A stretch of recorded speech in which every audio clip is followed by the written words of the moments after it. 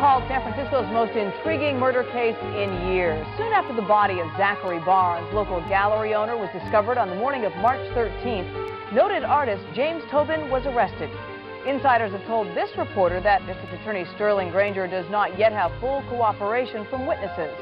With the trial only weeks away, San Francisco residents are wondering, can the DA build a solid case against Tobin?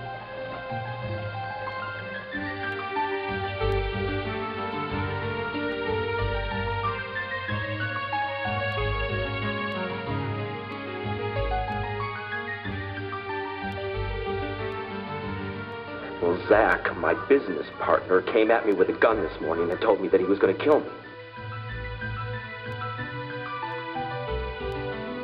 Mr. Granger, I have a question of my own first. Am I right to assume you have a pretty good case?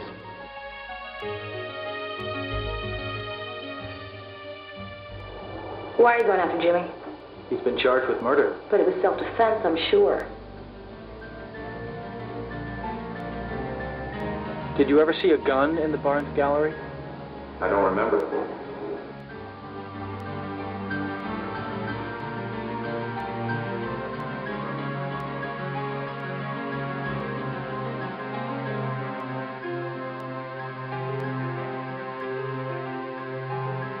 If Zachary Barnes fired a gun this morning, if he pulled the trigger, there'll be some residue on his hands that'll show up in our tests.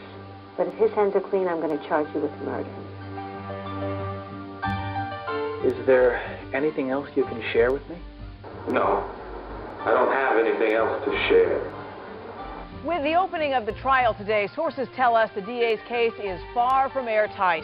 But we expect some big surprises as DA Granger builds his case. This case was commenced by the people of the state of California against the defendant, James Henry Tobin. The state is charging him with grand theft and murder in the first degree. Did you tell the defendant about the gun? No. Did you go back and take a second look at the gun in the deceased's office? Yeah, I went back. I looked at it again and saw the words on the barrel. Did you go by yourself? I can't remember. You can't remember? That's ridiculous. Listen, I didn't know what Tobin was going to do with the damn gun. I had no idea. Now, slow down, please. And finally, Ruby, what should be important to you is your own work. Because it's good, and it can get lost in all this mess. Capiche? Love? Zach?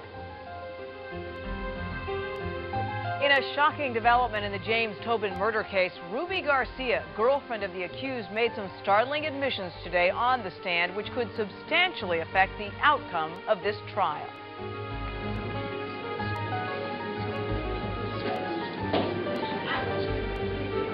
Will the defendant please rise? The jury finds the defendant. In the first degree, someone's dead, someone's lying. See you in court.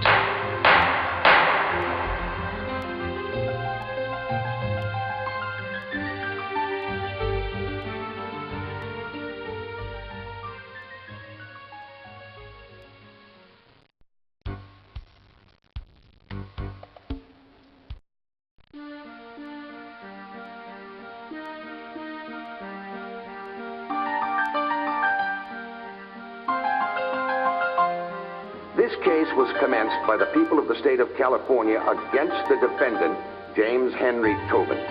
The state is charging him with grand theft and murder in the first degree. Will the prosecution please call its first witness? And finally, Ruby, what should be important to you is your own work. Because it's good, and it can get lost in all this mess. Capiche? Love? Zach? Cut. That's the one.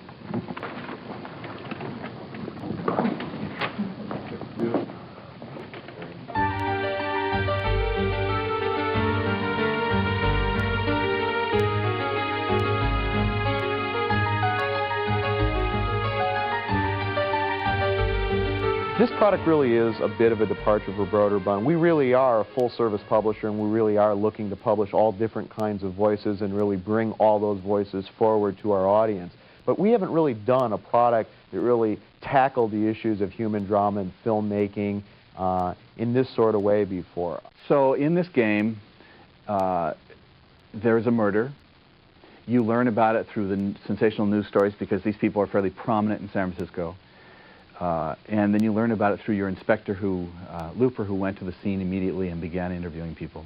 I went over my videos, my interviews with the witnesses, and I took out all the juicy parts for you. They're on your desk. As in any murder, or not any murder, but in this murder, all the witnesses were very close to the deceased and to the accused. And they all have mixed feelings because they were a tight group of people and mixed allegiances. And as is the case with a real prosecutor, you have to try and find out what really happened, and you have to try and get them to speak to your case in court. It's a very hard case, and unless you're very good, he will walk.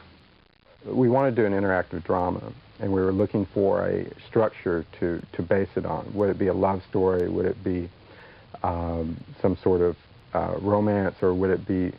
And Peter came up with this idea of, well, let's let the player be a lawyer in a trial.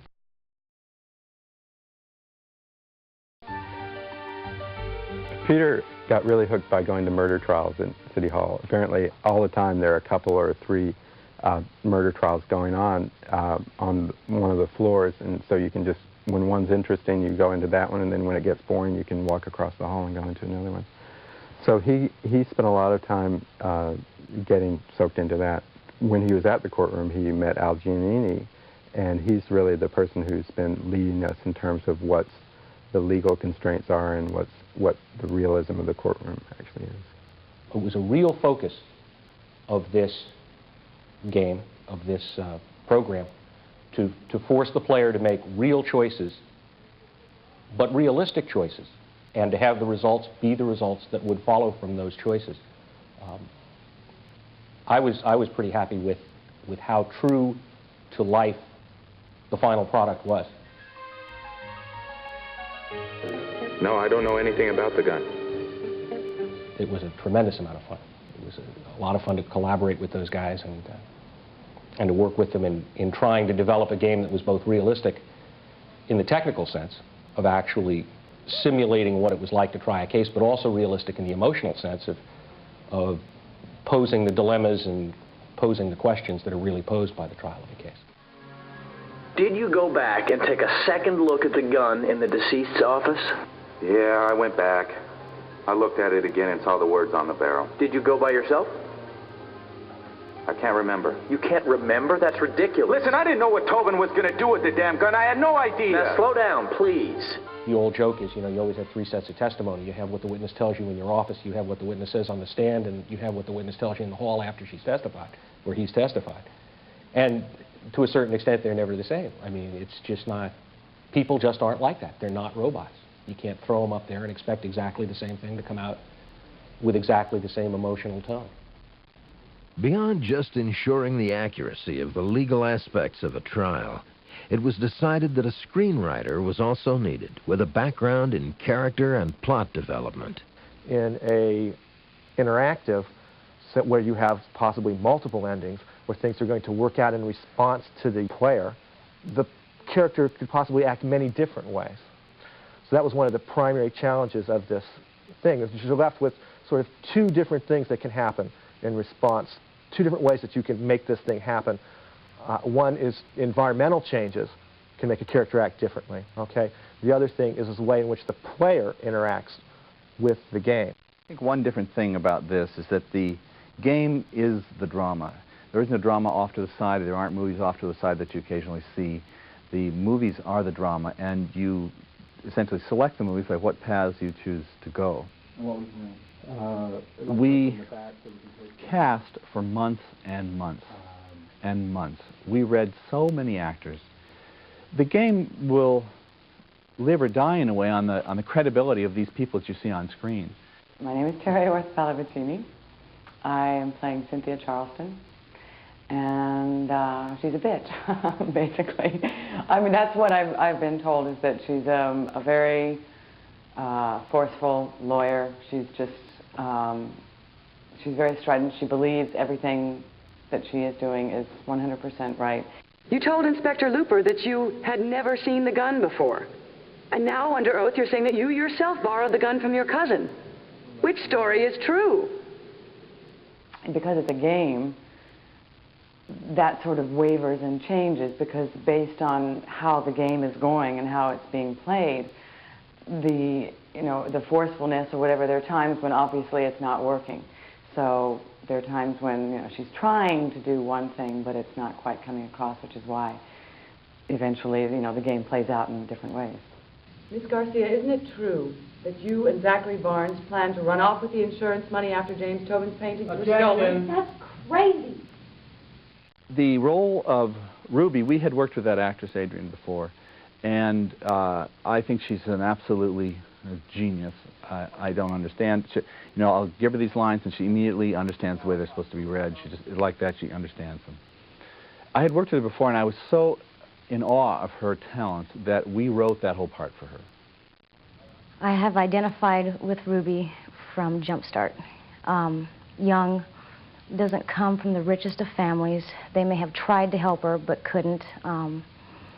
She was determined enough to make her own way in her artistic way, just to get a scholarship, to get out of there, to believe in herself, in her work. That was her getaway.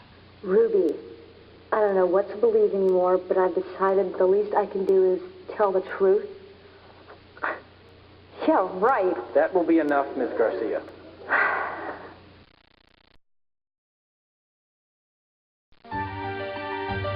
But in order to visualize the shots, what were the possibilities of shots, we did all the modeling on the computer in 3D, and it really helped us think through the shots. I'm sure, so all the storyboarding was done in 3D. I'm sure that's going to be done more and more. We modeled the whole courtroom in 3D, and then we could look at it any place. And maybe in 3D modeling, you can put a camera anywhere you want. So the witness and the judge, and we're all there in this virtual courtroom.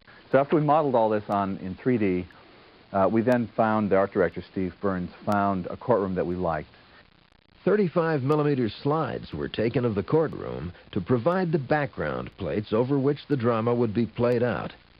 The next and possibly most crucial step was to shoot the live performances of the actors using blue screen technology so these could then be composited with the backgrounds.